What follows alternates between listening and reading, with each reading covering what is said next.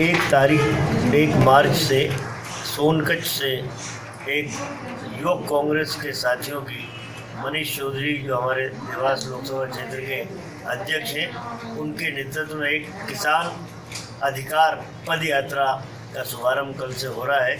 इसके पीछे उद्देश्य ये है कि इस समय नोटबंदी की घोषणा के बाद नरेंद्र मोदी साहब ने नोटबंदी की घोषणा की, उसके बाद से किसान बहुत परेशान है। कोई वादे ना प्रदेश सरकार ने पूरे किए ना केंद्र सरकार ने पूरे किए। उसकी फसल का उचित मूल्य किसान को नहीं मिल रहा है।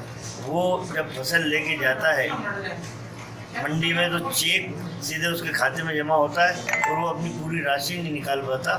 मतलब ऐसा लगता है कि नरेंद्र मोदी साहब ने पैसा कमा के बैंक में रख दिया हो और किसान ज़बरदस्ती निकाल रहा हो। किसान को उसकी फसल का उचित मूल्य नहीं मिल रहा। इस समय सोयाबीन 2500-2600 रुपये बिक रहा है। हमारी सरकार थी उस समय 4-4.5 हज़ार रुपये मिलता था। क्यों कि हालात ये है कि 1500 में भी नहीं बिकेगा, जबकि हमारे समय 1850 रुपये हम लोग लगभग देते थे किसान को। तो किसान इस समय बेहद परेशान है। हम चाहते हैं उसकी फसल का उचित मूल्य उसे मिले।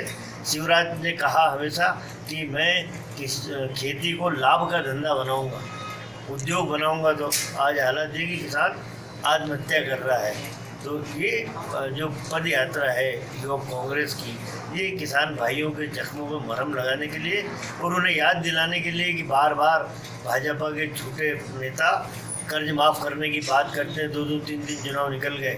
हमने कभी वादा नहीं किया, लेकिन हमारी नेता सोनिया गांधी ने पूरे देश में 70,000 करोड़ का किसानों का कर्जा माफ़ किया था।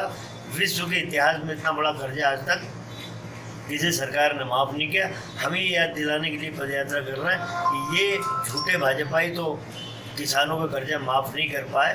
50,000 का, हम 51,000 का कर्जा हमारी सरकार बनने के बाद तत्काल बाद माफ़ करेंगे। किसान की जो बिजली के बिल पेंडिंग होंगे वो माफ़ करेंगे और जो उसकी परिश्रम का, उसके पसीने से अन्न उपजता है, उसका भारी से भारी समर्थन मूल्य दिला के उसे हम राशि दिलवाएंगे।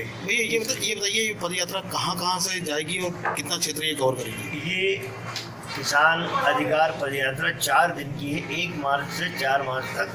ये सोनकच्छ से स्टार्ट हो गए गंदरपुरी, पीपलरमा, इकलेरा, चौबारा होते हुए देवली होते हुए टोंक खुर्द में इसका समापन है। इसके बीच में तमाम सारे गांव आएंगे जिनका नाम मैं बता नहीं पा रहा जी, क्योंकि लंबा हो जाएगा। तो 4 दिन, चौथे दिन टोंक खुर्द की शाम ये पद यात्रा का समापन है। ये पहला फेज़ है।